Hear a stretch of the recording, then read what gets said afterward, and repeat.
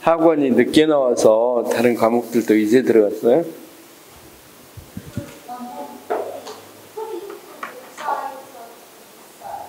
아, 학원을 그냥. 나도 그렇게 할 거야. 자, 재무행정. 보통 두 문제에서 세 문제 나오죠. 두 문제에서 세 문제. 재무행정은 소위 말해서 재무행정은 경제적 합리성하고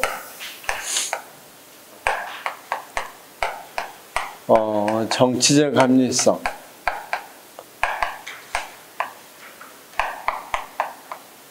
또는 자율하고 통제가 항상 여기 재무행정에서는 핵심적인 논점이 되는 거예요. 그래서 쌤 여기 100명이 사는 섬이 있다 합시다. 근데 섬하고 이 육지 다리를 건설하는데 1000억이 걸려. 1000억이 들어. 그러면 이 다리를 건설해야 돼, 말아야 돼? 아마 경제적인 부분만 따지면 건설하면 안 되겠죠. 근데 사실은 정치적 입장에서 보면 이 사람들도 대한민국 국민이고 어느 정도 통행권도 없고 삶의 질을 높일 필요가 있겠죠. 따라서 항상 이런 것들에 대해서 이야기되는 게 재무행정이란 말이에요. 그렇죠?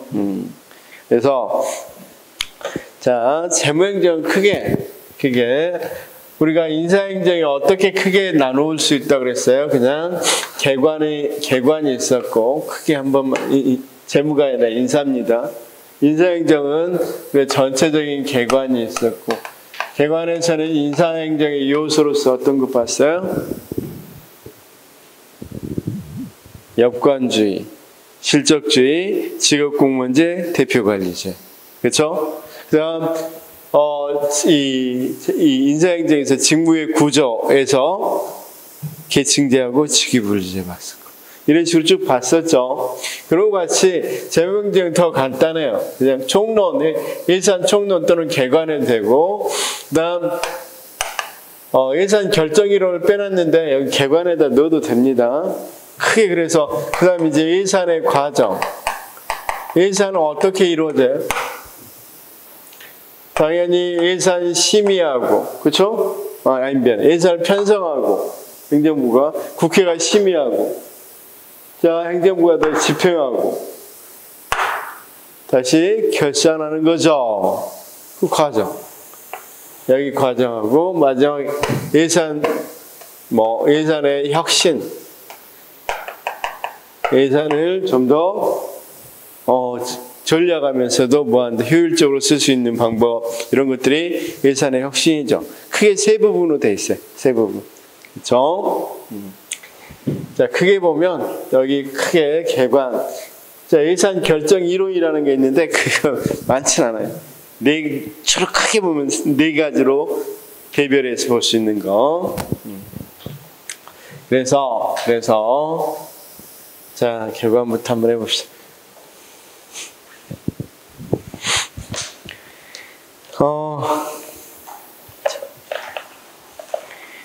자, 우리가 이 재정과 예산 할 때 거기 있는 것처럼 자 재정과 예산은 사실 어때? 같은 의미인데 예산 속에는 이 예산보다는 재정이 더 큰 개념이야. 왜냐하면 뭐가 포함되어 있으니까. 기금이 포함되어 있으니까. 보통 기금을 뺀 것이 예산이라고 보시면 돼. 기금을 뺀 지금 그건 뭐 쓸 필요 없어서 뒤에 다 나옵니다. 그렇죠? 그래서 그런 말들이 거기 있죠. 그러니까 이 가에서 이래서 예산과 재정과 예산 개념에서 답은 보니까 예산보다는 재정의 개념이 더 넓은 개념을 할 수 있다.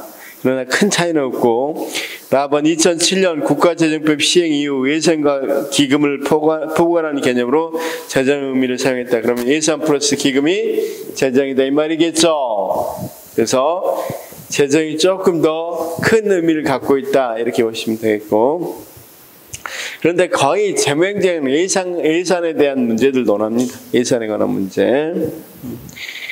자, 그래서 예산의 속성 뭐 쭉 보니까 어려운 건 없죠. 속성도. 그다음 예산 문서 성격과 민간 예산과의 차이점, 이건 나오면 맞출 수 있습니다. 넘어가 됩니다. 자, 그다음 특히 이제 재정의 기능부터 시험에 나오기 시작합니다. 재정의 기능, 재무행정에서 재무행정 요즘 기초이론이라고 그러는데 개관이라고 써도 되겠고, 시험에 나오는 부분은 재정의 기능입니다. 재정의 기능 보니까 머스그레이브에게 분류가 있고, 그쵸? 그 다음 시크에 분류가 있죠. 두 가지 분류가 있습니다. 그래서 머스그레이브는 어떤 역할을 해준단 말이야? 쌤, 돈이, 재정이, 우리가 예산이죠. 우리가 정부에서 쓰는 돈.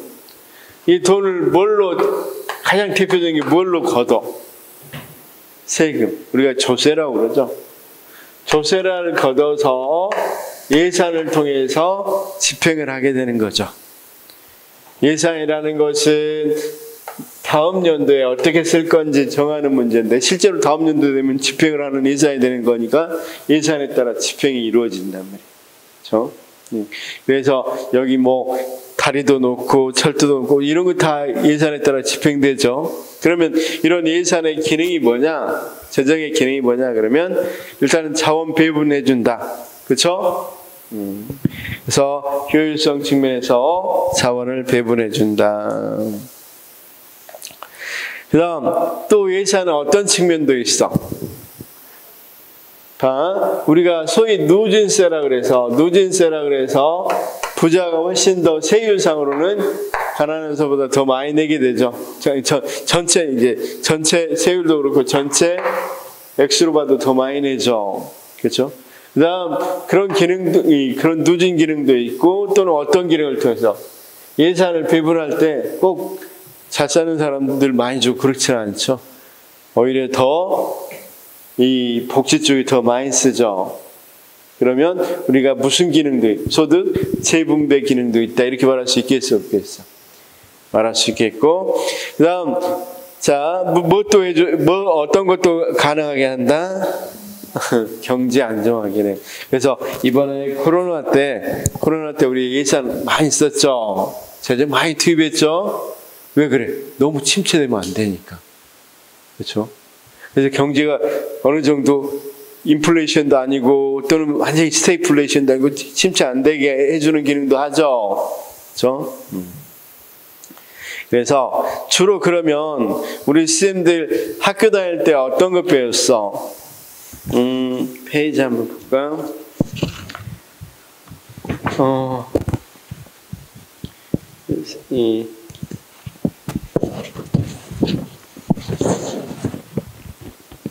국민 총생산 배웠어, 안 배웠어?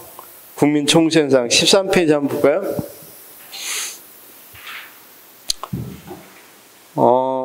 우리가 일단 국민 총생산 거시경제학에서 혹시 학교 다닐 때 사회에서 균형 국민소득 또는 국민 총생산, 국민 총소비 들어봤죠?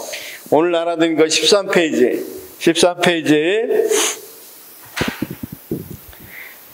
국민 총생산, 국민 총소득 들어봤죠? 그럴 때 보통 어떤 게 국민 총생산에 들어가요? GNP에 들어가. 일단 개인의 소비, 그 다음 I는 기업의 투자, 그 다음 정부에 뭐가 들어간다. G는 뭡니까? 정부의 재정이죠. 그 다음 이제 X 수출가 수입한 거, 이걸 다 더하면 뭐가 돼? 국민 총생산이 되는데, 거기 한번 읽어보겠습니다. 정부의 소집이, 즉 재정 지출은 그 규모가 국민 총생산의 약 25%에 달하면서 정부 지출의 경제적 효과가 막대하다. 그래서 정부 재정 지출의 규모를 정확하게 측정하고 이를 국민들에게 알려줘야 한다. 정부는 국민들이 알기 쉽도록 총 지출 규모는 이렇게 뭐 이건 나중에 이야기하는데, 자, 그럼 지금 우리가 재정이 뭔지 알겠죠? 재정일 때는 가계의 수비나 기업의 투자 이런 것은 전혀 고려하지 않고 순수하게 국가가 하는 것을 이야기합니다. 국가가 하는 재정을 이야기하는 겁니다. 그래서 우리 재무행정이니까 가게에서 가게나 기업 이런 건 아니겠죠? 주체가 누구야? 행정부에서는 재무행정을 다룬다는 점. 그래서 재정은 여기 중에서 어떤 걸 이야기한다? 여기 질을 이야기하고, 이게 우리나라 총생산에서 25% 정도 차지하니까 이게 어떤 역할하고 어떤 기능을 하는지 보려고 한다. 그렇죠? 자, 우리가 경영학에서는 주로 어떤 걸 보겠어? 물론 이것도 보겠지만 기업 같은 데 중점을 두고 하겠죠. 그렇죠? 자, 그래서 지금 어떤 거 했습니까? 예산이라는 것, 방금 머스그레이브 종류가 제일 많이 나와요. 제일 많이 물어봐요. 어떤 기능 한다고? 자원 배분, 소득 재분배, 경제 안정화. 그렇죠? 아까 지금 공직자윤리법 같은 거 되게 어려웠죠? 제가 암기법을 통해서 암기할 수 있도록 해드리겠습니다. 다음 달에 할 때는 그걸 다 암기해버려서 시험장에서는 무조건 암기된 대로 풀면 되잖아요. 자, 그 다음 시크란 사람은 아주 이 사람도 유명한 사람인데, 자, 봐봐요. 거기 예산은 어떤 기능을 예산을 분류할 때 예산을 통제적 목적으로 주로 했던 걸 통제 기능이라고 그러고, 그렇죠? 그래서 나중에 이야기해주면 품목별 예산 들어봤어요? 품목별 예산이 대표적인 통제 기능을 하는 예산이고, 그 다음 관리 기능, 성과주의 예산이고, 계획 기능, 그쵸? 기획 예산 제도입니다. 그쵸? 그래서, 자, 이건 순서이기도 해요. 처음에는 무슨 기능이 예산에서 강조됐다? 통제하는. 그러니까 입법부가, 행정부가 예산을 쓸 때 함부로 못 쓰게 하는데 중점을 뒀다면, 그 다음 어떤 걸 하는데 중점을 둔다? 관리하는. 그쵸? 어느 정도 성과가 나도록 하는데 중점을 둔단 말이에요. 그쵸? 그 다음 계획하는데 중점을 둔다. 자, 그래서 기획예산 제도가 나왔죠. 그렇죠? 우리가 보통 이제 이쪽 한 번만 이야기해 보겠습니다. 선생님들이 사는 곳 공원 같은데 뒷담한 시설물들 가끔 많이 있죠. 막 잡초가 우거지고. 왜 그런 일이 벌어지냐면, 자, 인천시장이 합시다. 인천시장이 4년이죠. 4년. 4년 할 때 공원 같은 거 지려면 몇 년 걸려? 이를테면 한 3년 걸린다 합시다. 근데 인천시장이 마지막 또는 그 전, 이제 임기 마지막 또는 그 전에 공원 짓겠다. 그래서 한 1, 2년 지어놨는데 다음 시장이 당이 바꿔진 거야. 또는 사람이 바꿔졌으니까 전임 시장이 한 거 계속 하고 싶겠어? 아니면 나만의 새로운 거 하고 싶겠어? 나만의 새로운 거 하고 싶으니까 이건 방치해버리죠. 안 하죠. 그러니까 문제가 있단 말이에요. 그래서 기획예산은 어떤 거 하는 거냐면, 예산 왜 그러냐면 계획은 3, 4년씩 걸리는데 예산은 꼭 1년마다 짜야 된단 말이에요. 그래서 계획예산은 그냥 3년치 중기예산을 짜자. 4년치 중기예산. 그러면 이게 공원이 3년 걸린다면 3년치 예산을 미리 짜나. 그러면 2020년은 얼마 주고 2021년, 2022년 이런 식으로 계속 들어갈 수 있도록 예산을 짜놓으면 단체장이 바꿔지더라도 그대로 놔둘 리가 없겠죠. 그렇죠? 그게 기획예산이에요. 어떻든 쌤, 어떤 순서로 간다? 통제하고 관리하고 좀 더 합리적으로 예산을 집행하기 위해서 계획 예산으로 갖고, 그렇죠? 이걸 이야기합니다. 자, 재무행정의 법적 근거는 헌법에도 있습니다. 헌법에도 있고, 그 다음 제일 중요한 건 국가재정법이죠. 국가재정법. 자, 국가재정법은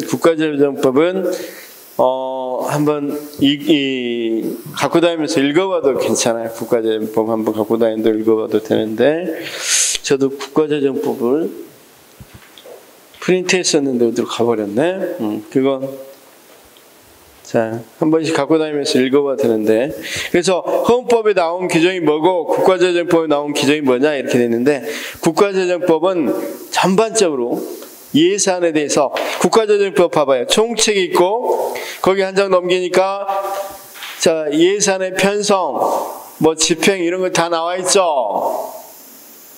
어떻게 집행해야 하는지 다 나와 있습니다. 자, 제일 중요한 건 항상 예산 다룰 땐 무엇이 어떤 게 중요하다? 거기 국가재정법이 중요하다. 결산까지 다 나왔고, 그 다음 쌤, 예산과 법률과의 관계 얘기했는데, 7페이지, 오늘 나눠드린 거 7페이지 한번 봅시다. 예산과 법률과의 관계는 여러 가지가 있는데, 예산 법률주의나 예산 비법률주의가 있어요. 예산을 법률로 처리하는 것과 법률로 처리하지 않는 것. 자, 우리나라만 좀 봅시다. 우리나라는 예산 법률주의입니까? 비법률주의입니까? 비법률주의. 예산과 법률이 따로 간단 말이에요. 그렇죠? 근데 미국 같은 경우는 예산을 법률로 1년짜리 법률을 짜서 법률로 처리해요. 법률로 처리. 자, 거기 정리 좀 해놨습니다. 예산 법률주의 1년제주의고, 예산 의결주의는 비법률주의고, 연구세주의라고 합니다. 그렇죠? 이걸 잘 틀리니까 잘 봐주시고, 이 서구나 미국은 예산 법률주의고, 우리나라하고 일본은 예산 비법률주의고, 그렇죠? 자, 그래서 거기 차이를 간단히 보시면 되고, 예산과 법률의 비교해서, 예산은 여러 가지가 있지만 보니까 제출권자, 제출기한, 심의기한 다 차이가 있죠. 예산과 법률. 특히 시험에 많이 나오는 게, 보통 예산은 거부권이 없어요. 누구의? 대통령이. 근데 법률은 거부권을 행사하잖아. 예산. 법률에 대해서는. 그런데 미국도 예산을 법률로 한다고 그랬죠. 근데 미국 예산 법률은 거부권이 없어요. 거기도. 그렇죠? 자, 한 7년 동안은 시험이 안 나온 부분이니까 넘어가 됩니다. 일단 정리 이렇게 돼 있으니까 한번 읽어봐 주시기 바랍니다. 자, 1번 9페이지 한번 봅시다. 정부 운영에서 예산이 가지는 특성에서 예산 과정을 통해 정부 정책의 산출을 평가하고 측정할 수 있다. 그러겠죠, 당연히. 정부 운영에서 예산이 가진 특성에서 예산은 정부 정책 중 보수적인 영역에 속한다. 그럴 수밖에 없겠죠. 우리가 예산 돈 쓰는 거 어때, 우리? 가장 보수적일 수밖에 없겠죠. 그렇죠? 대수는 가장 적게 쓰려고 노력하겠죠. 자, 정부 운영에서 예산이 가진 특성에서 예산이 결정되는 과정에는 다양한 주체들의 상호작용이 끊임없이 일어난다. 아까 다양한 주체들 어떻게 경제적 합리성을 추구할 건지, 정치적 합리성을 추구할 건지 여러 가지 계속해서 논의되죠. 이 다리를 놓을 건지 말 건지 여러 가지 이야기가 나올 수 있겠죠, 주체들이. 정부 예산의 운영에서 예산이 가진 특성은 희소한 공공재원 배분에서 기회비용이 우선 고려된다. 무슨 말이냐면 기회비용이란 건 이거 안 하고 다른 거 했을 때 일어난 비용이죠. 그렇죠? 그래서 기회비용 희소하기 때문에. 그렇죠. 예산을 쓸 때 A에다 쓸 건지 B에다 쓸 건지, 그렇죠? 예산이 많으면 둘 다 쓰면 좋겠죠. 근데 예산이 제한되어 있으니까 여기 있을 건지 여기 있을 건지 많이 논란이 될 수밖에 없겠죠. 상상. 그러면 여기에 쓰게 되면 여기에 쓸 걸 못 쓰니까 기회비용을 고려해 봐야 되겠죠. 정부 운영에서 예산이 가진 특성에서 정보를 제공하는 양식에 따라 예산제도는 품목별, 프로그램, 기획, 성과주의, 연기준 예산순으로 발전했다. 그래서 뭐가 좀 틀리냐면요. 먼저 우리가 딱 봐도 이거 뭡니까? 품목별 맞죠? 시크가 이 순서까지도 이야기한 적 있어요. 나중에 뒤에 나옵니다. 품목별. 그 다음 여기는 성과주의. 여기는 기획예산. 그쵸? 이 뒤에 나온 게 이제 연기준, 프로그램 이렇습니다. 연기준, 프로그램. 지금 이거 뒤에 다 나와요. 뒤에 다 나오니까 그때 보시면 아 이게 이거구나 하고 알 수 있어요. 그래서 자 6번과 같이 시크의 교시에 의할 때 사업이 투입물보다 사업의 수행 방식과 성과에 초점을 맞춘다. 뭐에 해당됩니까? 자, 시크는 세 가지만 이야기했습니다. 성과에 초점을 맞춘다. 그쵸? 거기는 관리지향 예산이다. 자, 그 다음 7, 8, 9, 10이 같은 문제였는데 7번 머스그레이브의 정부재정 기능의 기본 정의에서 시장 실패를 교정하고 사회적 체제적 생산과 소비 수준이 이루어지도록 해야 한다. 자, 여기는 어떤 것의 경제의 무슨 기능이라고 그랬어? 자원 배분 기능, 효율성 기능이라고 그랬죠. 자, 앞에 보면 시장 실패 교정, 사회적 체적 생산, 즉 파레토 체적을 이루어야 된다. 효율성, 그리고 또는 자원 배분 기능 이렇게 말할 수 있겠죠. 자, 머스그레이브의 정부 재정 기본 원칙에서 세입면에서는 차별 과제라고, 세출면에서는 사회 보장적 지출을 통해 소외계층을 지원해야 된다. 소외계층 지원, 소득 재분배 또는 형평성 이렇게 말할 수 있겠죠. 머스그레이브의 정부 재정 기능 기본 원칙에서 고용, 물가 등과 같은 거시경제 지표들의 안정적 조절 맞죠? 그래서 경제 안정 기능 그쵸? 10번 머스그레이브의 정부 재정 기능의 기본 원칙에서 정부에 부여된 목적과 자원을 연계하여 소기의 성과를 거둘 수 있도록 관료 통제해야 된다는 말이 있어 없어? 없죠? 그렇죠? 그래서 자 이건 아주 문제가 이거였어. 그냥 머스그레이브가 이야기한 게 뭐냐, 기능 세 가지인데 네 가지하고 아닌 것 말하는 거죠. 사실은 제 10번 같은 경우는 누구하고 가깝겠어? 시크의 통제 기능하고 가깝겠죠.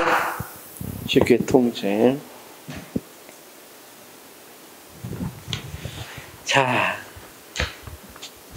시험 문제 가장 많이 나온 것 중에 하나가 예산의 원칙입니다. 예산의 원칙. 이건 시험 문제 굉장히 많이 나왔으니까 좀 보셔야 됩니다.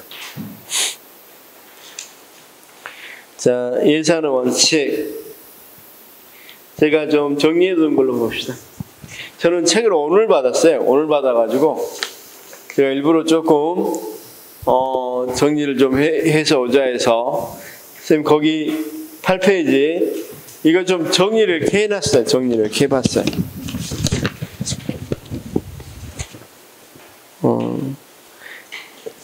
여기 잘 이해가 안 되면 밑에 있는 거 잘 보시면 되고 우리 책에 있는 거 읽으면 되고 정리한 것을 조금 정리해서 한번 해봅시다. 자, 먼저 어떤 고전적 예산 원칙이 있어요? 공개성, 재정활동 예산 절차는 공개해야 된다. 예산 계획을, 그쵸?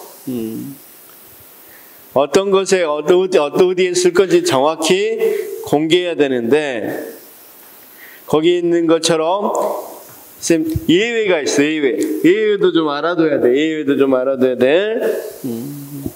그래서 총괄 예산, 신임 예산, 국정원 또는 국방부의 일부 예산은 공개하면 되겠어, 안 되겠어? 공개하면 안 되겠죠? 총액으로 한 부분도 왜 예외가 됐냐면 정확히 어디에 쓰겠다는 걸 총액으로만 했지 세부적으로 이야기하지 않았죠. 그래서 예외로 옵니다. 그런데 예외로 제일 많이 나오는 게 그냥 총액이나 신임 예산보다는 뭘로 합니까? 그냥 거기서 예외할 때는 국방부, 그 다음 국정원 예산은 뭘로 한다? 공개 원칙의 예외다. 이 말들이 다 헷갈리게 돼 있어요. 그래서 조금 잘 보셔야 돼. 명확성 또는 명료해야 된다. 수입과 지출, 근거와 용도가 뭐 해야 된다? 명확해야 된다. 그래서 이런 명료, 명확성 이런 것들이 나오는 것이 명료와 예외까지 꼭 알아두셔야 돼. 예외까지. 그래서 명료해야 된대. 이건 보통 이제 거기 앞에 공개성의 원칙의 전제 조건으로 많이 이야기해서 조금 비싼데, 이 명료성의 원칙의 예외 그러면 총괄, 신임 예산, 예비비 사용, 그렇죠? 나중에 나오겠지만 예비비 사용이 조금 명료하게 돼 있지는 않습니다. 한번 예비비 나중에 보겠습니다. 그다음 엄밀성 또는 정확성, 예산과 결산이 일치해야 된다. 엄밀성의 원칙입니다. 예산과 결산이 뭐 해야 된다? 일치해야 된다. 그런데 예외는 흑자 예산도 있고 적자 예산도 있을 수 있겠죠. 그 다음 수지 균형을 맞춰야 된다. 건전 예산 원칙, 세입과 세출이 일치해야 된다. 이것도 마찬가지인데 여기까지는 시험에 잘 안 나온 부분입니다. 공개성을 제외하고는. 자, 통일성 이런 말들이에요. 통일성 뭐다? 특정 세입과 특정 세출이 연결이 금지되고, 그러니까 쉽게 말해서 전체 이 국고 통일 원칙이라고 그래서 모든 예산이 어떻게 들어와야 된다. 조세가 특정한 곳에 특정한 목적으로 조세를 걷지 말고 모든 조세는 하나에 그냥 들어왔고 특정한 데 쓰려고 조세를 모으지 말고 전체가 들어오고 나서 이 전체를 가지고 쓸 때를 정하자는 거예요. 통일적으로. 그래서 이건 시험에 많이 나옵니다. 저기 공개성, 그다음 통일성 많이 나오는 거니까. 국고 통일주의라고도 하고 자기 목적 구속 금지, 의례적으로 목적세, 그렇죠? 수입 대체 경비, 그다음 특별회계, 기금 이런 것들 이건 중요합니다. 이건 외우는 건 중요합니다. 자, 목적세계부터 먼저 이야기해 보겠습니다.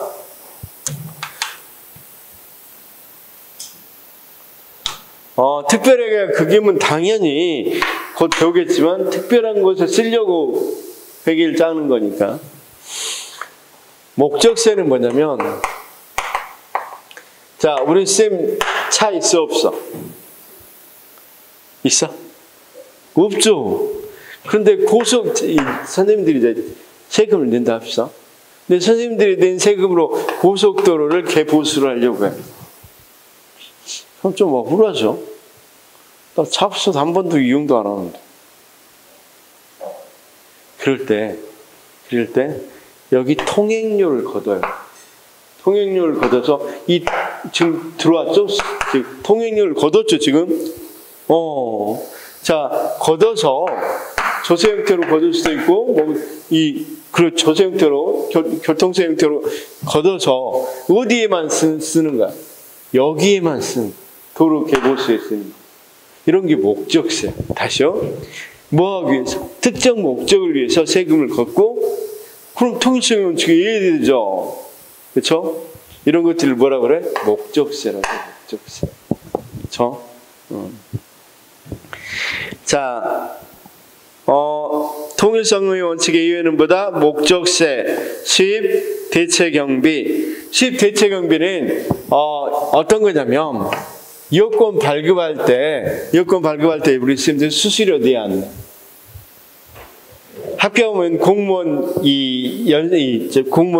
뭡니까 교육할 때 교육비를 또 거기 낸단 말이에요. 일부를 내. 그렇죠? 그런 것들은 그냥 국고로 다 그것까지 넣기는 좀 그러죠. 그럼 거기서 알아서 수수료 받는 걸로 뭐 한다. 여러 가지 뭐 종이 사고 뭐 사고 해서 다시 발급하고 이렇게 국고까지 안 가고 그냥 거기서 하도록 합니다. 받은 건 거기다 쓰는 거. 여권 수수료 같은 거 해서 그럼 간단한 것들은 그렇게 해야 되겠죠. 이런 것들은 수입 대체 경비라고 그래요. 그다음 거기 이 특별하게는 당연히 뒤에 보겠지만 당연히 특별하게 쓰기 위해서 돈을 모은 거니까 특별한 목적으로 쓰게 되겠죠. 기금도 마찬가지고. 단일성의 원칙은 딱 이것만 생각하면 회계는 어떤 회계가 있냐면 아까 이야기했다시피 일반 회계가 있고 특별한 목적은 거의 대부분은 일반 회계겠죠. 특별한 목적으로 특별 회계가 있고 그 다음 뭐가 있다? 기금이 있다. 재정에는 이 세 가지가 보통 있어요. 그런데 단일성의 원칙은 그냥 좀 하나로 해라. 자, 우리 쌤들이 만약에 어떤 은행이 주은행이야? 주은행. 쌤. 카카오뱅크? 그냥 아니라 넘어갑시다. 신한은행이 주은행이라고 합시다. 그렇죠? 그러면 우리가 하나은행도 있을 수 있고 뭐 하기 위해서? 우리가 특별하게 지금 일반적으로 생활비 막 이런 거 하는 것은 신한은행이 세. 그런데 내가 뭐 할 거? 그렇죠. 이를테면 항상 여행을 다녀. 또는 나의 취미 활동이 있어. 취미 활동비는 특별회계에다 신한은행에다 넣는. 특히 이건 내가 알바할 때 해당되는 돈이라든가 뭐 이런 걸로. 그렇죠? 알바비는 여기다 넣는다든가 이렇단 말이야. 부모님이 주신 보인 대부분이 여기다 할 수 있는 거고. 그 다음 기금이란 게 있어. 그렇죠? 그럼 여기 농협이라고 합시다. 농협통장. 쉽게 해서 이런 거야. 일반에게는 방금 같이 일반적인 살림을 하기 위해서 하는 거고 특별에게는 특별하게 하는 거. 우리가 일상생활 같으면 뭐 여행을 자주 간다면 그다음 기금은 이런 거야. 조금만 생각해봐. 특별하게보다 조금 더 독특한 일을 하고 싶어. 부모님 이 생신이라든가 결혼기념 이런 때 좀 쓰고 싶어. 행사 때. 그래서 여기는 그냥 일반적으로 내가 본 것 말고 엄마가 계속 생활비는 주지만 어쩌다 용돈도 주고 뭐또 되게 출연해주고 이런 거 있잖아. 기부. 그런 걸로 엄마가 용돈 어쩌다 한 번씩 주는 용돈 그걸로 세입을 해서 마련해 놓는다. 그런 것들은 일종의 기금이야. 근데 자 그건 나중에 이제 설명하기로 하고 단일성의 원칙이 뭐냐면 하나여야 된다. 하나. 통장은 하나여야 된다 이 말이야. 근데 통장이 2개 이상이면 안 된다는 게 단일성의 원칙입니다. 이거 쉽죠? 그렇죠? 그래서 단일성의 원칙 그러면 어떤 거다? 일반에게만 있어야 된단 말이야. 그럼 특별에 관한 기금은 단일성의 원칙에 예외가 되겠죠? 그래서 거기 봐봐요. 즉 일반에게만 운영해야 된다고 그랬으니까 특별액이나 기금 나중에는 이제 추가경정예산도 있는데 추가경정예산은 나중에 이 본예산이 짜지고 뭐 어떤 사유로 코로나 같은 사유로 또 예산을 짜는 걸 말해. 그렇죠? 그래서 예산이 한 개가 아니고 여러 개가 돼버리는 거죠. 그래서 일단 그런 것들은 예외적인 것. 그러면 우리가 이건 시험이 잘 나오니까 꼭 알아둡시다. 단일성의 원칙의 외에는 하나만 있어야 된다는 거고 특별하게 기금 이렇게 대표적이다. 이렇게 알아두시면 되겠죠.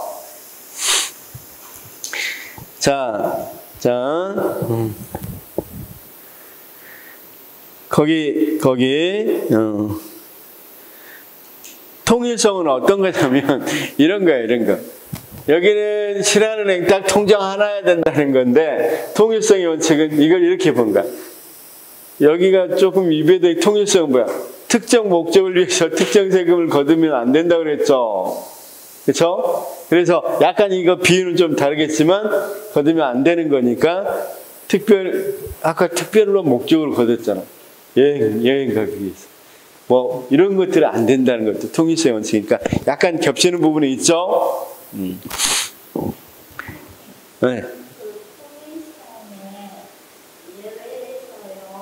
예. 예. 그러니까 쉽게 말해서 차이점은 거의 이게 뭐냐면 목적세는 세금 형태로 하는 거야. 세금 형태로 걷는 거. 그러니까 봐봐요. 여권 수수료를 목적세라고 하지는 않아요. 여권 수수료 같은 거를 한다든가. 자, 쌤 봐. 쌤들이 공무원연수원에서 받을 때 교육받을 때 교육비 내야 안 내? 교육비를 낸단 말이에요. 어차피 교육은 받으니까 물론 많이 걷지 않지만 교육비를 낸단 말이야. 그렇죠? 그걸 어디에다가 그냥 쌤들 교육 재료 산다고 뭐 하는데 거기 그냥 쓰는 거야. 원래는 세금이 그것도 일종의 뭐니까 세금의 일종이라면 국고의 귀속에 있다가 나가야 되겠잖아. 근데 그러지 않고 거기서 그냥 쓰는 거야. 그 목적으로만. 근데 아까 같은 도로 유지세 같은 경우는 어떻게 돼 있어? 세금으로 들어와야 되죠. 그러니까 이건 세금에 가깝고 여기는 경비에 가까워. 그렇지만 그들이 다 무엇에 해당된다? 통일성의 원칙은 예외다.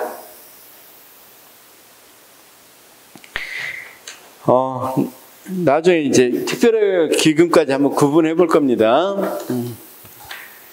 자, 그다음 선생님 거기 통일성 있고 그다음 단일성 무조건 통장이 한 개여야 된다 이 말입니다.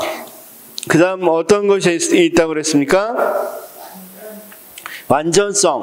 그래서 예산의 모든 수입 지출을 포함해야 된다.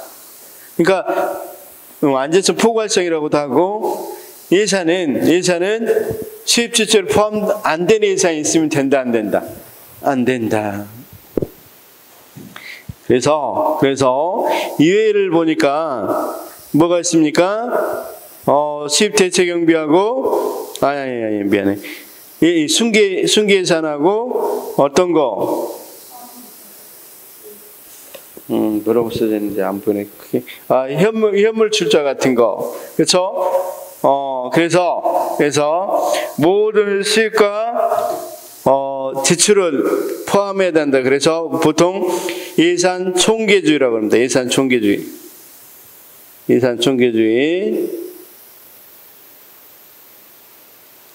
거기 수입 대체 경비, 그다음 뭐가 있어? 밑에 보니까 기금, 그다음 외국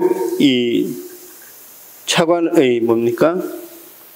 외국 차관의 전대, 그다음 순기예산, 그다음 현물 출자 이런 것들은 수입이나 수출로 지출로 안 잡히는 것들, 그렇죠? 이런 것들을 뭐라 그런다?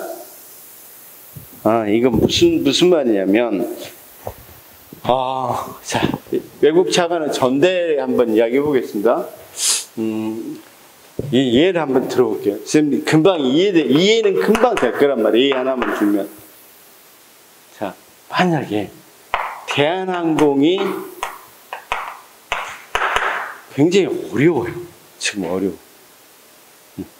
그런데 뭡니까? 외국에서 돈을 좀 빌려야 돼. 특히 홍콩 HSBC, 홍콩 상하이 은행에서 돈을 좀 빌리고 싶어. 근데 홍콩 상하이 은행에서 돈을 함부로 내줄 리가? 돈 좀 이를테면 아주 20억 달러를 빌려야 된다고 생각합시다.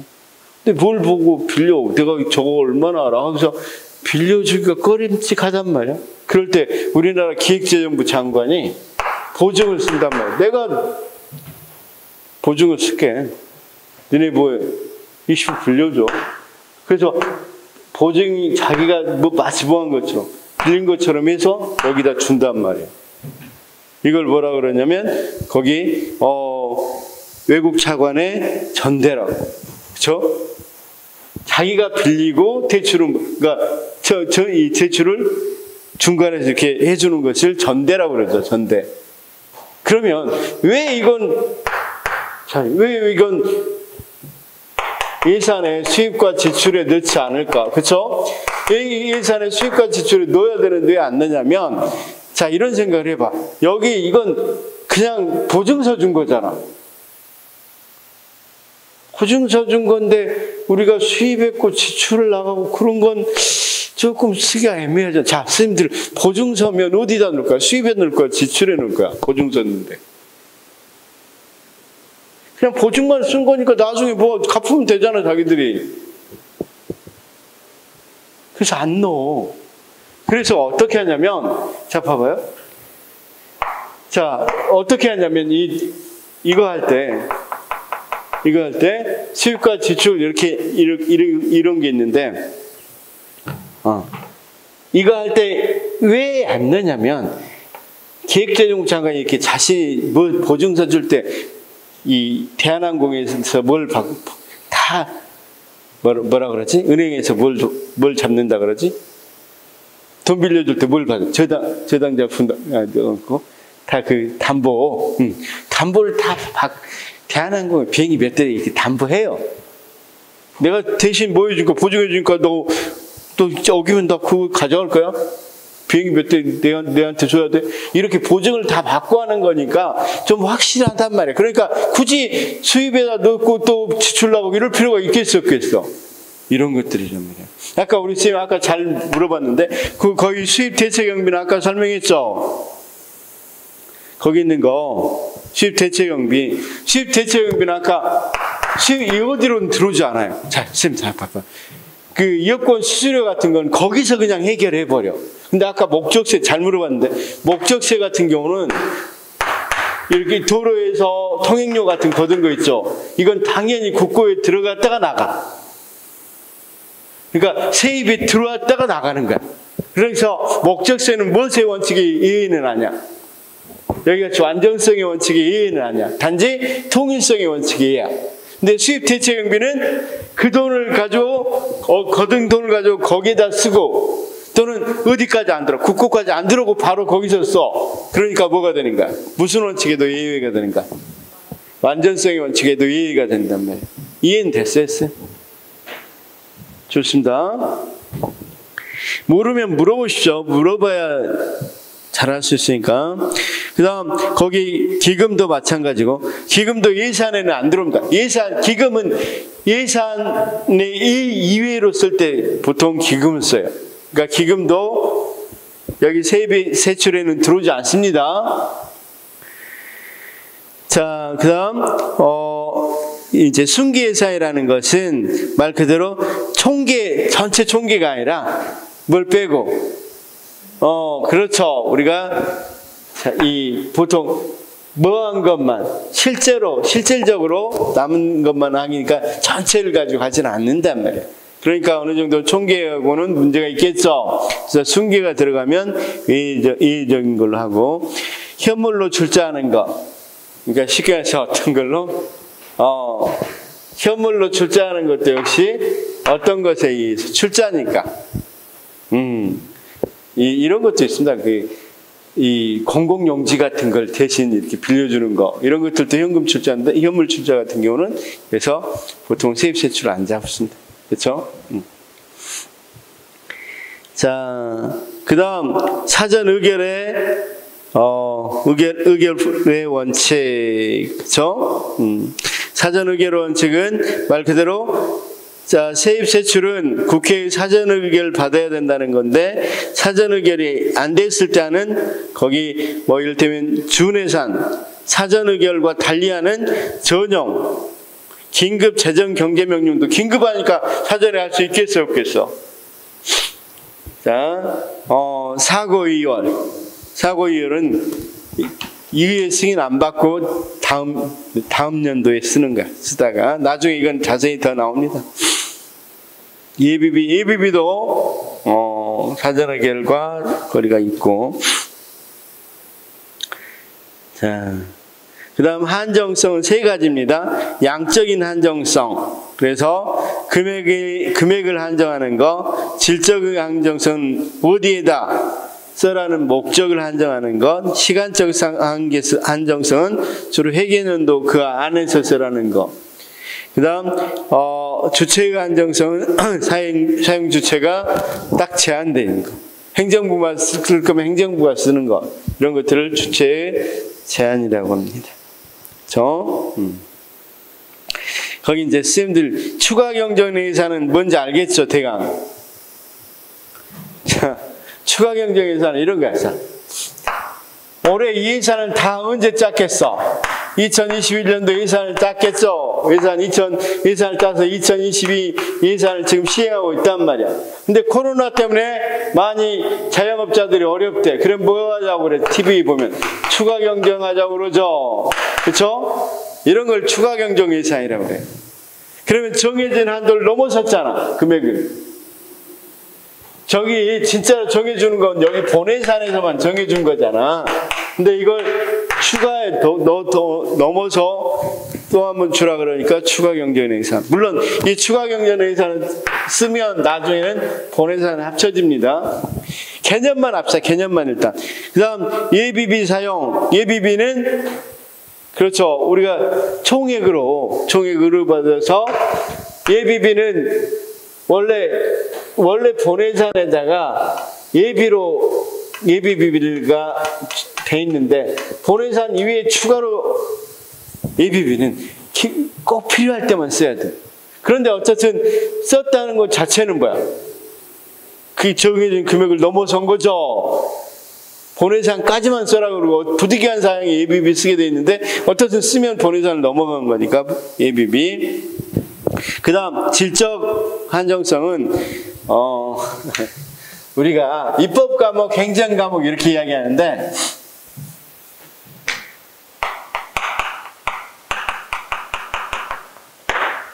입법 과목, 행정 과목은 우리가 여기서 잠깐만 보시면 금방 알겠다.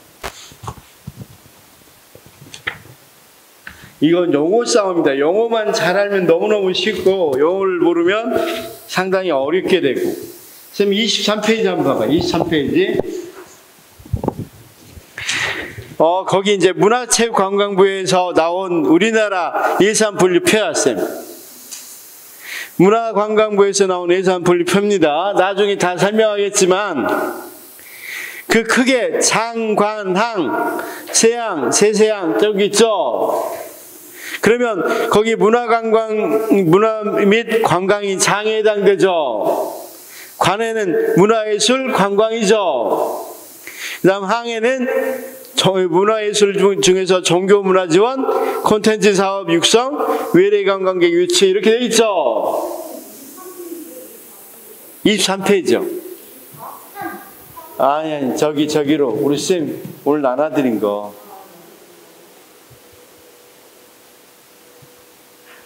죄송합니다. 제가 정확히 말해야 되는데 오늘 나눠드린 겁니다. 오늘 나눠드린 거. 이게 책을 제가 못 받았으니까 오늘 나눠드린 거 오늘 위주로 조금만 하고 여기 보시면 됩니다. 자, 23페이지 보면 장관항 여기까지만. 제일 위에는 장관항 보면 장은 밑에 보면 예시로 문화 및 관광, 문화예술, 관광. 관은 항은 종교문화 지원, 콘텐츠 산업 육성, 외래관광의 유치가 있죠. 근데 여기에 얼마씩 쓰라고 나눠줬겠죠. 그러니까 문화예술에 이를테면 한번 해봅시다. 뭐 30억, 50억. 그 다음 관광에 뭐 40억 이렇게 배정을 했단 말이야. 또는 종교문화 지원에 뭐 50억 중에서 30억, 20억, 콘텐츠 사업 육성에 30억 이렇게 했단 말이야. 그런데 쌤, 문화예술에서 이 관광이 활성화돼야 되겠어. 그래서 50억 했던 걸 여기서 빼서 관광에 10억을 더 지원해야 될 것 같아요. 만약 그러면 어떻게 됐어요? 이게 바꿔지는 게 되잖아. 자, 봐봐요. 장, 관, 항에서 관을 한번, 장에서도 마찬가지지만 관부터 해봅시다. 여기에서 우리가 여기로 바꾼 거. 이를테면 이 문화예술에서 관광이 있었죠. 근데 문화예술에 50억을 배정했고 30억을 배정했어. 근데 봐봐요. 관광산업이 더 해야 될 것 같아요. 그럼 여기 10억 깎고 여기 10억 깎은 40억. 여기에다 이렇게 옮겨서 여기 40억. 이렇게 해야 되겠죠. 이런 것들. 입법 장관항에서 옮기는 걸 이용이라고 그래요. 다시요. 여기서 옮기는 걸 뭐라고 부른다고? 이용. 근데 이 이용은 입법 과목이란 말은 국회 승인 안 받으면 못 해줘. 다시요. 그러니까 이거 하려면 국회에 다시 뭐 해야 돼? 국회 이 회장 상임위원회 같은 데 가서 뭐 해야 되겠다. 이거 이렇게 바꿔야 되겠습니다. 하라고 해서 국회의 의결을 거쳐야 된단 말이에요. 그런데 그 뒤에 행정과목 봐요. 세양, 세세양 여기 나와 있죠. 그 다음 목, 세목 있죠. 그러면 거기 종교문화활동 및 보존 지원, 콘텐츠 산업 진흥 환경 조성. 자, 종교문화활동 지원, 종교문화유산 보존, 문화산업 정책 개발 및 평가. 여기서 바꿀 수 있을 거 아니야. 여기 봐봐요. 40억, 이제 처음에 50억이었으니까 50억에서 이 부분에서 이를테면 이 세양 부분에서 종교문화활동 보존 지원에 원래 20억, 콘텐츠 진흥 환경에 30억이 돼 있는데 이걸 종교문화 및 보존 지원보다는 콘텐츠 산업이 더 중요해져서 여기서 10억을 더 갖고 와야 될 것 같아. 만약에 그러면 행정 과목이니까 국회 의결 거쳐야 돼, 안 거쳐야 돼? 안 거쳐도 된다는 거야. 이걸 뭐라 그래? 전용이라 그래. 그러면 자, 거기 쌤 여기 봐. 입법 과목과 행정 과목이 이렇게 쭉 있죠. 그럼 이렇게 말하면 되겠죠. 입법 과목에서 옮기면 이용이라 그러고 행정 과목에서 옮기면 뭐라고 부른다? 전용이라고 부른다. 그런데 입법 과목이니까 국회 의결을 거쳐야 되고 행정 과목이니까 의결 안 거쳐도 된다. 여기까지는 이해됐죠? 그런데 거기 다시 돌아봐요. 질적 한정성 원칙 한번 봅시다. 목적을 정해줬죠. 방금 어디에 쓰라고. 자, 쌤 봐봐. 국회가 이미 목적을 정해줬는데 목적을 지금 바꾼 거잖아. 그러니까 이해가 될 수 있어 없어? 바꿨잖아. 정해진 목적을 바꿔줬잖아. 그래서 거기 이용, 전용 이런 거란 말이야. 뭐 예비비는 뭐 어디에나 들어가지만 시험에는 안 나온다 이런 부분. 이용, 전용 확실하게 보이죠? 그 다음 시간적 한정성. 회계연도 독립의 원칙이니까 회계연도에 그 연도에 다 써야 되겠죠. 그러면 우리가 거기 명시월, 사고위월, 국고채무 부담행위, 긴급 뭡니까 재정 이런 것들 다 알 필요 없는데 제일 중요한 게 거기 2월이야. 2월. 자.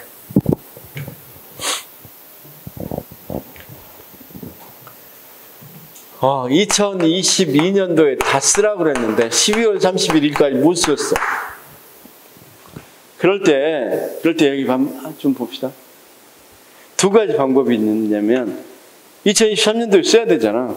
다시. 그럴 때 명시월은 이미 한 2022년도 10월 보니까 못 쓸 것 같아. 9월 보니까 다 못 쓸 것 같아. 그러면 또는 사정상 그걸 쓸 수가. 코로나 같으면 대외 사업이 안 되는 바람에 대외 사업으로 하는 것들은 거의 다 못 쓰겠죠. 그 이미 예상되잖아. 그럼 국회에 미리 의결을 받아갔어요. 2월 돼. 2023년으로 2월 돼. 근데 사고 이율은 뭔 말이냐면 끝까지 해봐. 끝까지 세웠는데 불구하고 나오면 어떡해? 어쩔 수 없잖아. 그건 사고 이율이라고 그래. 이해는 됐어요? 개념만 좀 알아둡시다. 자, 뭐 이 국고 채무 부담액이라는 것은 나중에 국고에서 나가야 될 건데 아직은 안 나오고 우리가 계획 같은 것만 하는 단계. 그러면 다음 내년에 나가야 되겠죠. 자, 그 시험에는 안 나오니까 넘어가겠습니다. 거기까지는 다 알겠죠? 특히 시험에 잘 나오는 거, 자, 공개성 좀 나오는 편이고, 통일성, 단일성, 그 다음 완전성, 사전 의결도 조금 나오는 거고, 한정성, 이 5가지. 자, 목적세는 뭐라고 그랬어? 아까 통일성 원칙의 예외라고 그랬죠?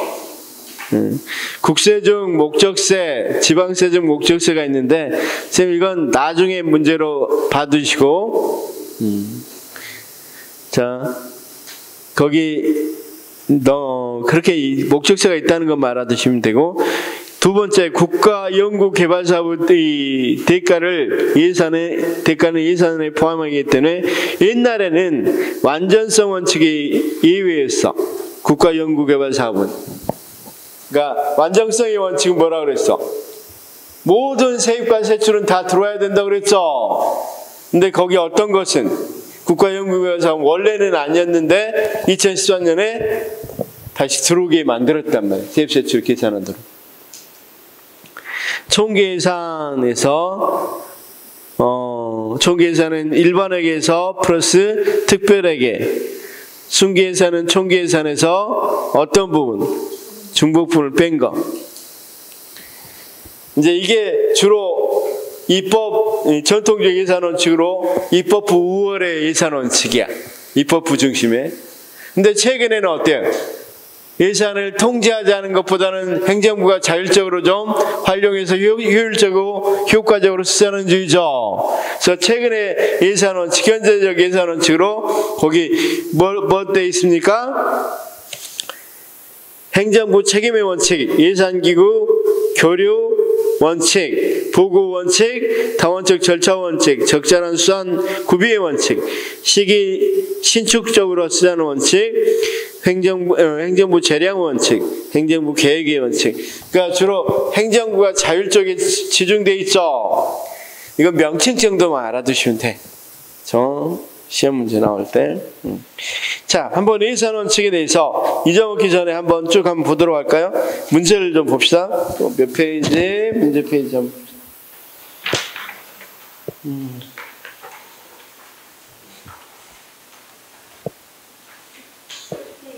7페이지, 17페이지 한번 봅시다.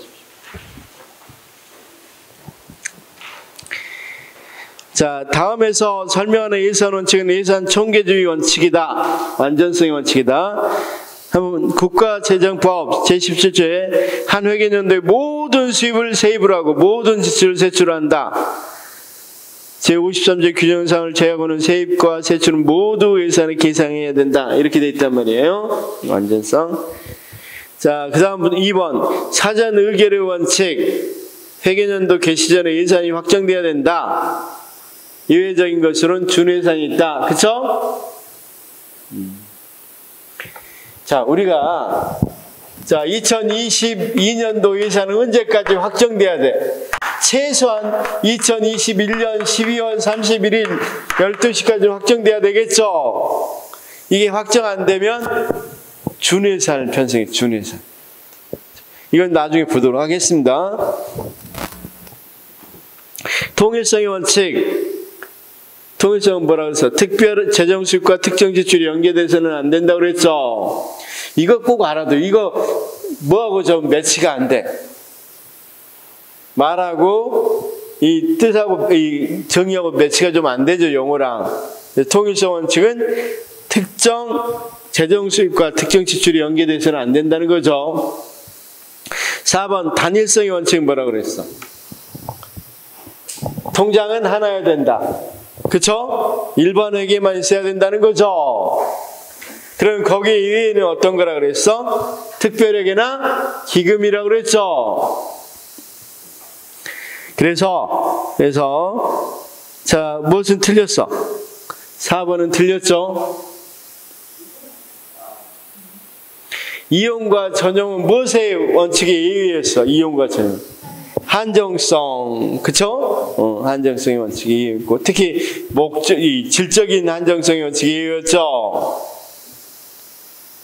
자, 그 다음 완전성의 원칙, 예산 총계주의, 전대차관. 자, 완전성의 원칙은 모든 것이 예산의 지출, 뭡니까? 거기 있는 것이 모든 예산이 무엇에 들어가야 된다고 돼 있어? 세입과 지출로 돼 있어야 된다고 그랬죠. 모두 다 들어와야 된다고 그랬는데, 아까 전대차관은 들어온다고 그랬어, 안 들어온다고 그랬어? 자, 아까 이 전대차관 하면 이거 생각하면 된다고 그랬잖아. 대한항공이 돈 빌리는데 외국에서 안 빌려주려고 그러니까 누가 대신 빌려준다고, 이 보증을 쓴다고? 그렇죠.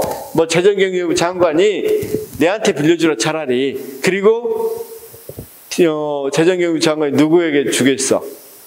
대한항공에 주겠죠. 이걸 전대차관이라고 한다고, 국가가 빌려놓고. 그렇죠? 자, 그러니까 이런 것들은 어디에 넣지 않는다? 수입과 지출로 넣지 않는다는 거죠. 그 다음 예산 원칙에서 입법부가 사전에 의결한 사항만 집행이 가능하다는 사전 의결의 원칙의 이유로는 긴급명령과 준해서 맞죠? 예산 원칙에서 예산 총계주의는 모든 세입과 세출이 예산에 계산돼야 된다는 걸 의미한다 맞고, 예산 원칙에서 정부가 특정 수입과 특정 지출을 직접 연계해서는 안 된다. 무슨 원칙?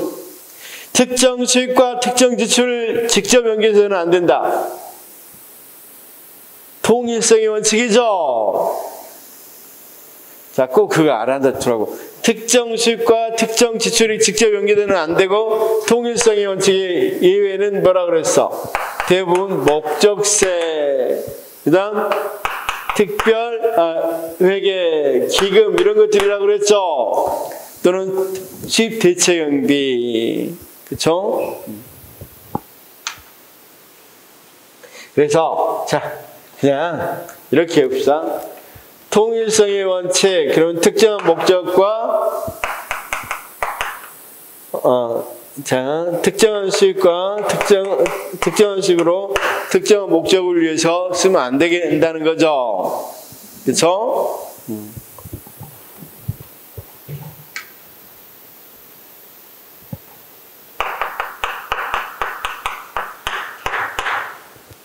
자, 통일성의 원칙은 뭐라고? 특수특목이고 목수특기입니다. 예외는 목수특기, 정의는 특수특목입니다. 그보다 통일성의 원칙입니다. 예산에서. 자, 예산에서 통일성의 원칙은 뭐라고? 특수특목. 그 다음에 예외는 목수특기. 그쵸? 예산의 원리에서.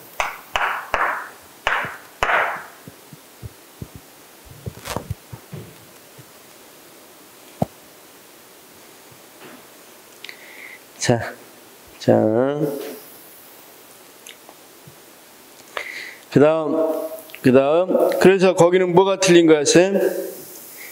한계성이 아니라 통일성. 예산 원칙에서 예산은 결산과 일치해야 된다는 것은 예산 엄밀성 원칙 맞죠? 정확성 원칙이라고. 예산 원칙에 의해서 국가정보원 예산은, 아까 국가정보원 예산은 무엇의 원칙에 의해야? 예산 공개 원칙에 의해라고 그랬죠? 특히 국가정보원의 정보비 같은 걸 알려주면 뭐 하는지 뻔히 알겠죠? 그럼 안 된단 말이에요. 11번 예산 원칙에 의해서 수입 대기체 경비, 차관물 자대 등은 예산 총계주의 원칙에 대한 예외다. 그렇죠? 차관물 자대가 약간 다른데 일단 그런 게 있다는 생각을 하고 외우십시오.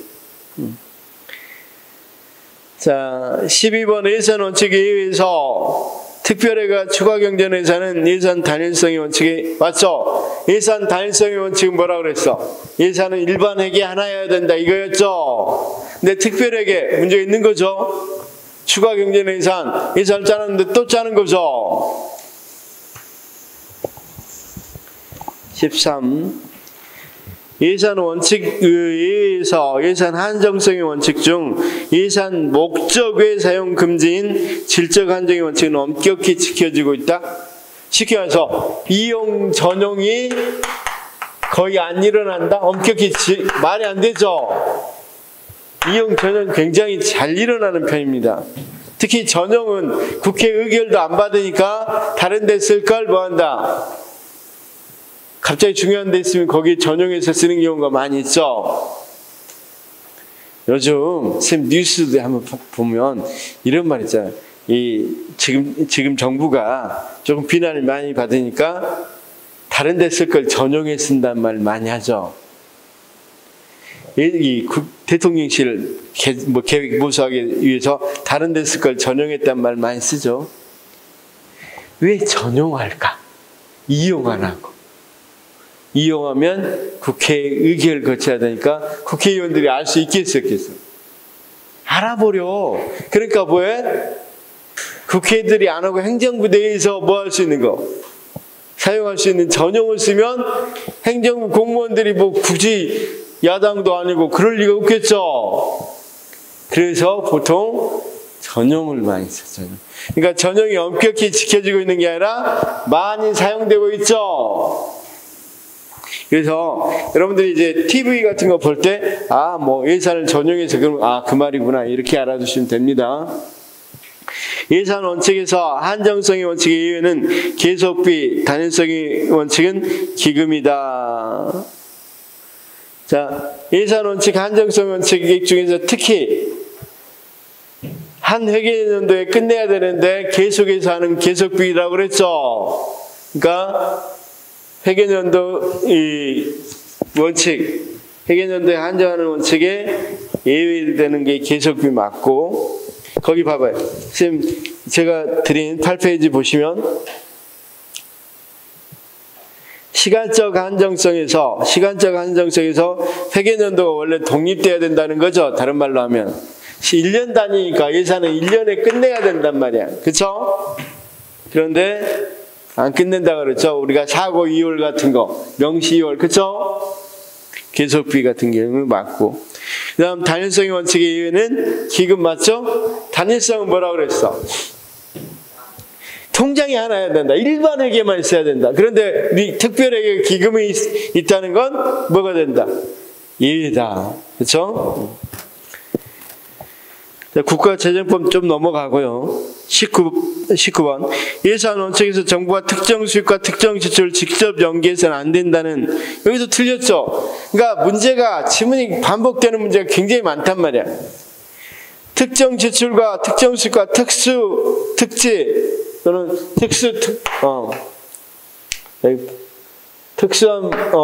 수입을 특정한 지출에 연결해서는 안 된다. 그렇죠? 또는 특수한 목적에 쓰여서는 안 된다 이런데 특수 특지. 그렇죠? 그럼 무슨 원칙? 동일성 원칙.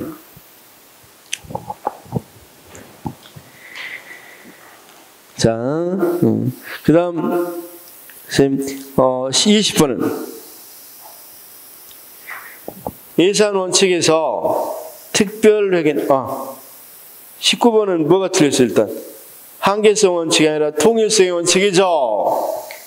특정 수입과 특정 지출 연계해서 안 된다는 건 통일성의 원칙이고, 예외로는 ABB 계속비, 통일성의 원칙에는 아까 ABB 계속비가 아니라, 그렇죠. 이를테면 목적세, 특별하게 기금 이런 거라고 그랬죠. 또는 특수, 목수, 특기. 그렇죠? 자, 그다음 그래서 이것도 예산 원칙에서 통일 원칙은 특수, 특지 아니 목수가 특기다. 뭐 이렇게 외워두시면 되겠죠?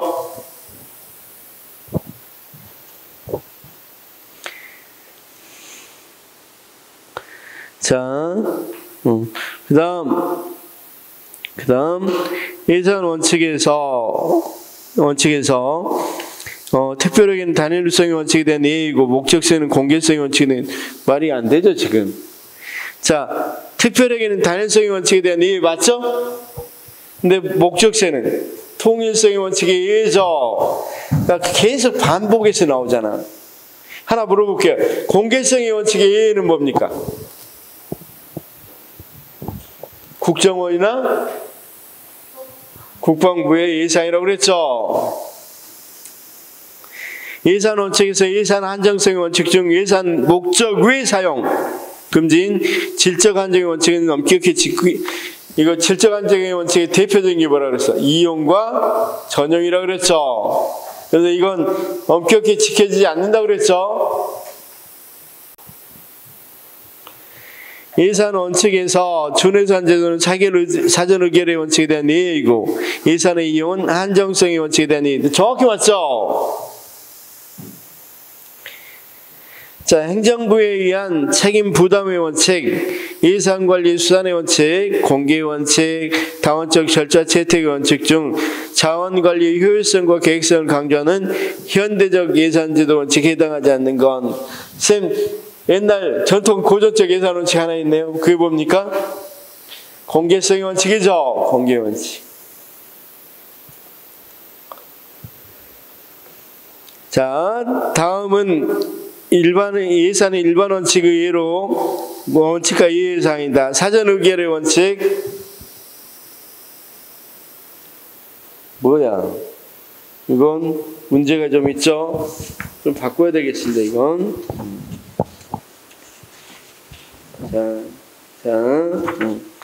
거기 좀 바꿉시다.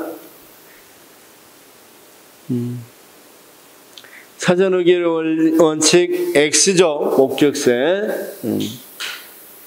그 다음 공개성의 원칙도 X죠. 그 다음 한정성의 원칙, 통일성의 원칙, 추가 경쟁 예산 이것도 X죠.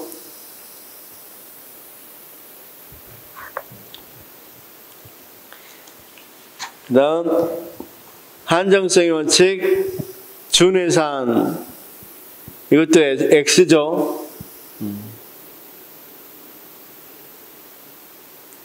완전성의 원칙, 모든 수입과 수출은 세입은 모든 세입과 그렇죠. 수입과 지출은 계산 총체적으로 계산돼야 된다. 모든 세입과 지출 예산이 계산돼야 된다. 그렇죠? 전대청은 맞죠?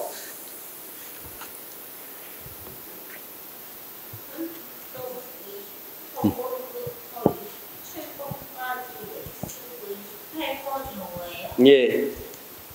거꾸로 됐어. 24번부터 27번까지 오고 28번이 X고 28번이 O인데 완전히 거꾸로 거꾸로 해놨어요. 자, 한번 우리가 생각해 봅시다. 한번 생각해 봅시다. 이걸 갖고 거꾸로 한번 생각을 한번 해봅시다. 쌤, 먼저 목적세는 어떤 것의 예외라 그랬어? 목적세는 딱 대표들 통일성, 그렇죠? 그다음 거기 있는 어떤 거? 그래서 수입 대체 경비는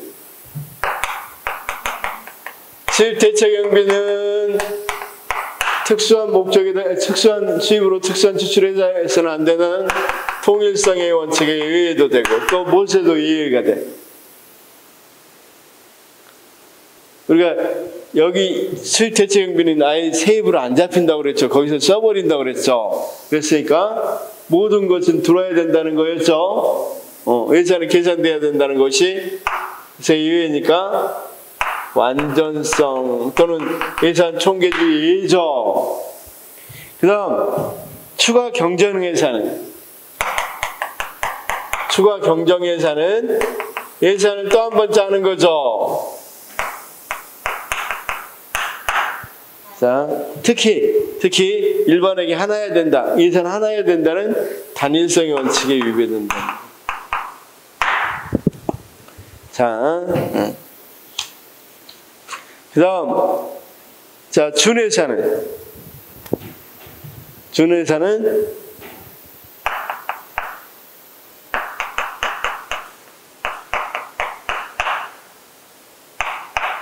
우리가 사전 의결의 원칙에 의했죠. 사전.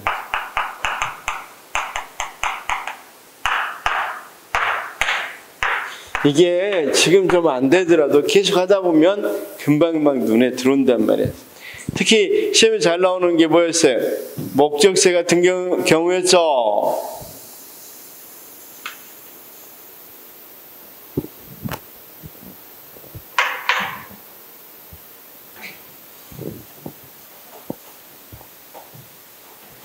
다른 거 말고 거의 시험에 잘 나오는 게 공개성의 원칙이 하나 있었고, 그 다음 또 어떤 게 있었어? 공개성, 통일성,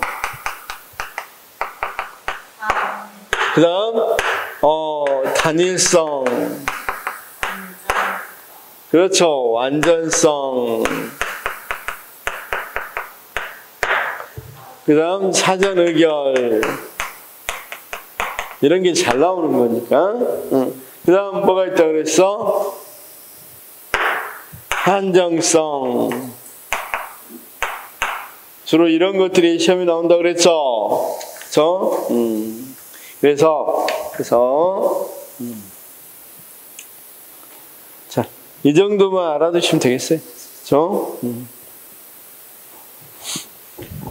자, 공개성 원칙은 뭐라고 그랬어? 모든 회사는 공개돼야 된다. 그런데 이제 항상 시험에 나온 기출로는 국방부 회사는과 국정원 회사는 공개성 원칙에 의의가 될 수 있겠다. 일부는. 그 다음 통일성의 원칙은 특수, 특지, 목수, 특기 이렇게 외웠죠. 특정한 식으로 특정한 지출을 할 수 없다는 거죠. 그런데 그 예는 목적세, 그 다음 수입대책경비, 특별회계, 기금, 단일성은 일반회계 하나여야 된다. 그렇죠? 하나에게 단일하게 해야 된다. 그런데 그것에 대한 예는 뭐라고 그랬어요? 추가 경전의산하고 특별회계, 기금. 그렇죠? 추특기. 그 다음 완전성. 모든 세입과 세출은 예산에 계상돼야 된다는 거죠. 그렇죠? 그래서 여기에 대한 이유는 뭐라고 그랬어요? 완전성에 대한 이유. 완전하게 해야 된다. 그렇죠. 여기에 들어가지 않는 경비들. 이를테면 대표적인 게 전대, 차관은 수입과 예산은 잡힌다 안 잡힌다? 안 잡힌다. 이런 이야기 있었죠. 그렇죠? 그래서 모든 예산이 들어가는 게 아니니까 전대, 차관 또 뭐가 있었죠? 완전성에 대해서는 완전성, 수입대책경비 완전성에는 수입대책경비도 있다고 그랬죠? 자, 그렇죠. 수입대책예산하고 순계 이런 것들이 있었으니까.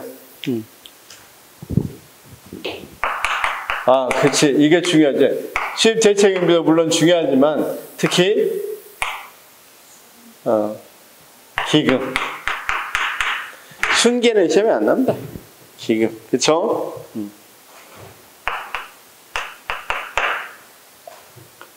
기금은 예산에 들어간다 안 들어간다? 나중에 기금 또 합니다. 안 들어갑니다. 그 다음 사전 의결의 원칙. 사전에 의결해야 된다는 거죠. 회계연도 개시 전까지. 회계연도 개시 전이라면 2023년은 2023년 1월 1일 전까지 의결돼야 되는 거죠. 그런데 그것에 대한 예는 어떻다고 그랬어?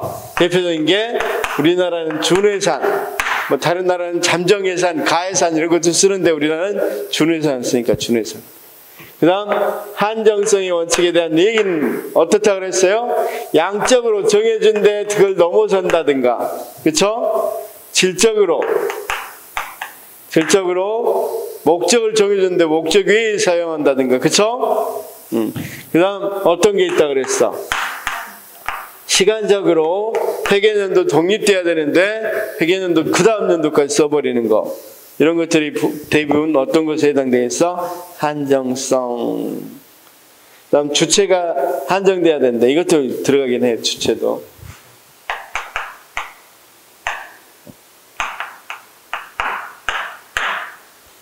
자, 2월은 어떤 걸 하는 거야? 2월은 내년도에 넘어가는 거고, 이체는 이를테면 어떤 예산이 기관이 특히 행정부 예산이 이 입법부 예산으로 넘어가는 이런 것들이 이체라.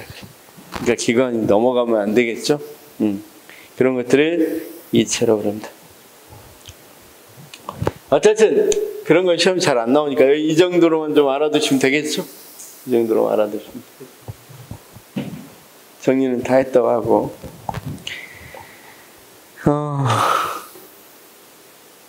그 다음 23번도 가볍게 풀고, 선생님 23번 한번 읽어봐. 빨리 읽어봐. 현재적 계산원칙하고 고전적 계산원칙 놔두고 어떤 거다? 고전적 계산원칙 뭐냐 이런 거 물어보고 있는 거죠. 그럴 때 거기에 있는 공개원칙, 그쵸? 이건 고전적 계산원칙이죠. 쌤 제가 알겠어요? 좋습니다.